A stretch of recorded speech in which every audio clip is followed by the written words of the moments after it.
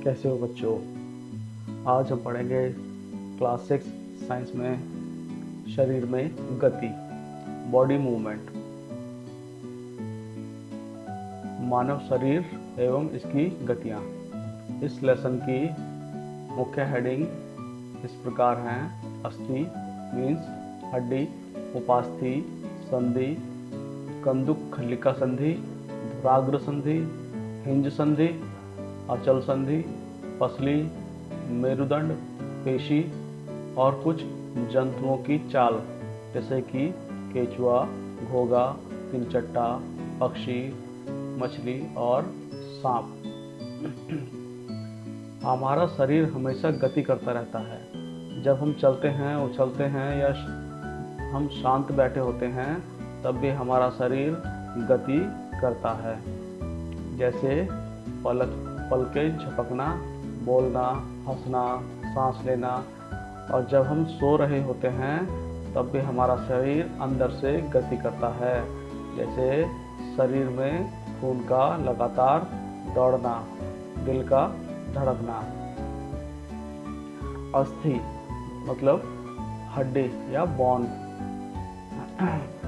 अगर हम अपनी उंगली से अपने हाथ, पाँव या सिर या पीठ को दबाते हैं तो हमें महसूस होता है कि हम किसी कठोर वस्तु को दबा रहे हैं। यह वस्तु ही हड्डी है, जिस प्रकार इस चित्र में दिखाया गया है, इसमें और इसमें। उपास्थि कार्टिलेज। उपास्थि शरीर में पाया जाने वाला एक लचीला और कोमल संयोजी ऊतक है, कनेक्टिव टिश्यू, जो हड्डियों के सिरों को ढककर जोड़ों की रक्षा करता है।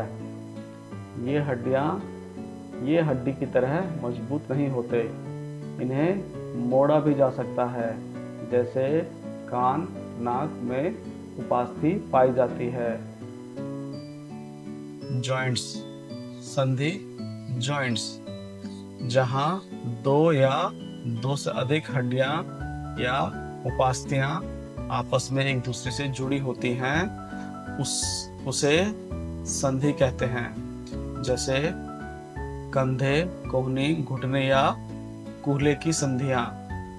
हम अपने शरीर के विभिन्न भागों को उसी स्थान से मोड़ या घुमा सकते हैं जहां दोनों भाग संधि से जुड़े होते हैं। जैसे घुटने की ये संधि यहाँ से जुड़ी हुई है, ये जॉइंट्स है, इसे संधि कहते हैं। कंदुक खल्लिका संधि या बॉल एंड सॉकेट जॉइंट। कंदुक खल्लिका संधि एक ऐसा जोड़ है जहां हड्डी का गोल सिरा बॉल की तरह होता है और हड्डी का दूसरा सिरा प्याले मतलब मीन्स गड्ढे की तरह होता है, एक सॉकेट की तरह होता है जो उसमें फिट हो जाता है। यह जोड़ सभी दिशाओं में घूम सकता है। कंधे जैसे कि कंधे की और कूल्हे की हड्डियां, इसमें ये दिखाया गया है, ये यहाँ से ये घूम सकता है। धुराग्र संधि, गर्दन और सिर को जोड़ने वाले जॉइंट को धुराग्र संधि कहते हैं। यह संधि मेरुदंड यानी रीढ़ की हड्डी के ऊपरी सिरे और खोपड़ी के बीच होती है, जो सिर को आगे पीछे और दाएं बाएं घूमने में हमारी मदद करती है। हिंज संधि। हिंज संधि शरीर का वह जोड़ है जो दरवाजे के कब्जे की तरह काम करता है। इसमें अस्थियां केवल एक ही दिशा में आगे और पीछे की ओर ही गति कर पाती हैं, जैसे कि कोहनी, घुटने, उंगलियों या टखने की संधियां। अचल संधि, इमूवेबल जॉइंट्स। अचल संधि शरीर के उन जोड़ों को कहते हैं जहां दो या दो से अधिक संधियां दो या दो से अधिक हड्डियां आपस में जुड़ी होती हैं। इसमें किसी भी प्रकार की गति नहीं होती। ये शरीर के अंगों की सुरक्षा करता है, जैसे खोपड़ी की संधि। खोपड़ी में ये हड्डियां हैं, कई हड्डियां हैं आपस में जुड़ी होती हैं। ये अचल संधियां हैं।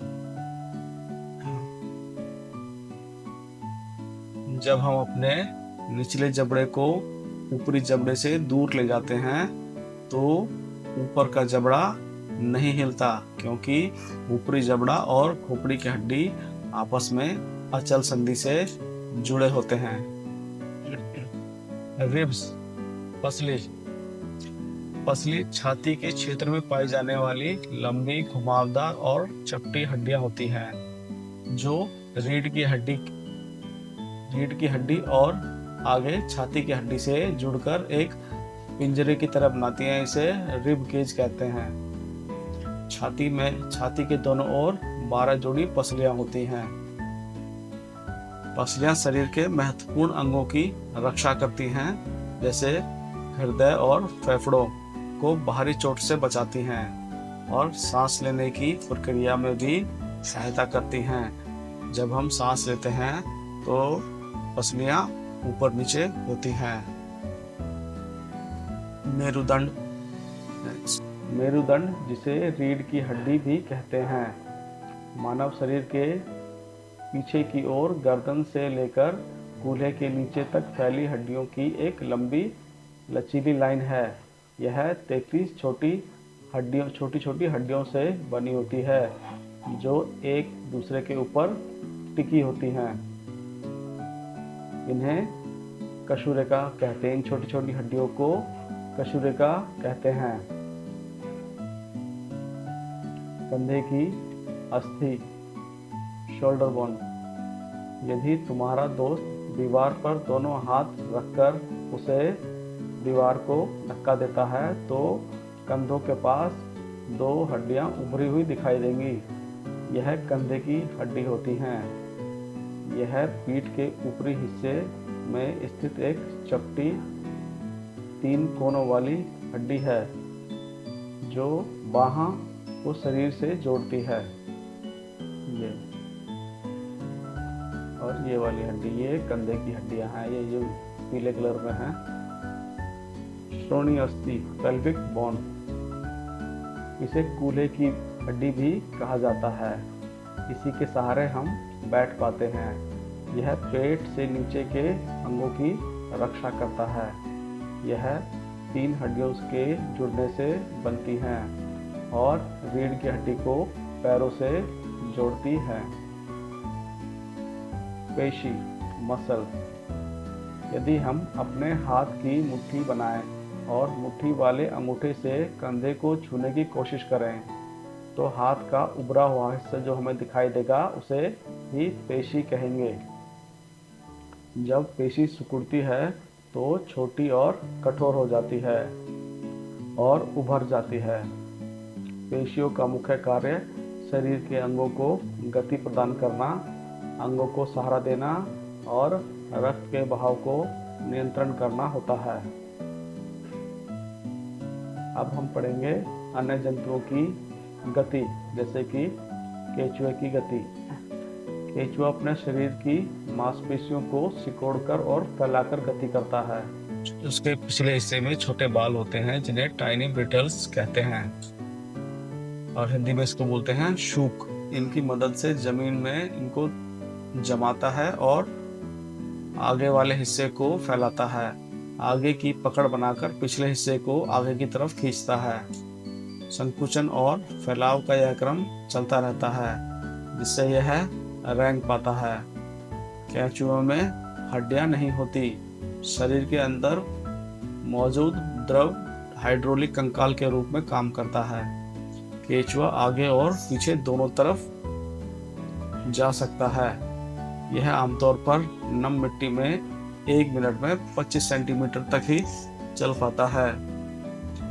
ये चिपचिपे पदार्थ का उपयोग करके चिकनी सतह पर भी रेंग सकता है।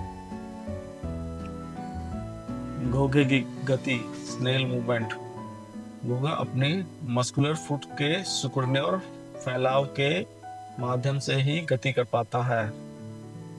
ये घर्षण कम करने और चलने में मदद के लिए बलगम, जिसे म्यूकस कहते हैं, उसको छोड़ता है। इस चिपचिपे बलगम की मदद से घोंघा पेड़, दीवार या तेज धार वाली सतह पर भी आसानी से चल पाता है। चलते समय घोंघा अपने शरीर को सुरक्षित रखने के लिए खोल को अपने ऊपर ओढ़ लेता है। यह अक्सर रात में या बादल छाए रहते हैं उस समय अधिक सक्रिय होते हैं। कॉकरोच, इसे तिलचट्टा भी कहते हैं। कॉकरोच अपने 6 पैरों से जमीन पर बहुत तेजी से दौड़ सकते हैं। उनके छोटे से नुकीले कांटे होते हैं जो उन्हें दीवारों, छतों पर उल्टा चलने में भी मदद करते हैं। हालांकि सभी कॉकरोच नहीं उड़ सकते, लेकिन पंख वाली प्रजाति छोटी दूरी तक ही उड़ पाती है। उनके शरीर पर कठोर बाह्य कंकाल होता है और पैरों की विशेष मांसपेशियां इन्हें चलने में मदद करती हैं, जबकि छाती की मांसपेशियां उड़ने के लिए पंखों को नियंत्रित करती हैं। इनका शरीर 3 भागों में सिर, छाती और पेट में विभाजित होता है, जो उन्हें लचीली गति प्रदान करता है। उनके पिछले भाग में सेरसी होते हैं, जो कि वाइब्रेट को, कंपन को महसूस कर लेते हैं, जिससे ये खतरा भांपकर वहां से तुरंत भाग जाते हैं। पक्षियों की गति, बर्ड मूवमेंट। इनके शरीर की संरचना इन्हें उड़ने, चलने, खुदकने और तैरने में मदद करते हैं। पक्षी पंख फड़फड़ाकर या ग्लाइडिंग करके उड़ते हैं। इनके शरीर हल्के तथा हड्डियां अंदर से खोखली होती हैं। पंखों को ऊपर नीचे हिलाकर हवा को नीचे की ओर धकेलते हैं और पंखों को फैलाकर बिना हिलाए हवा की धारा का उपयोग करके भी उड़ते हैं। बतख और हंस जैसे पक्षी अपने जालीदार पांव का उपयोग करके पानी में तैर भी पाते हैं। इनके पीछे के पांव चलते हैं और चलने और बैठने के लिए अनुकूल होते हैं और आगे के पैर पंखों में परिवर्तित हो जाते हैं। मछलियों की गति, फिश मूवमेंट। मछलियों में उनकी पूंछ, पंख और लचीले शरीर के द्वारा तैर पाते हैं।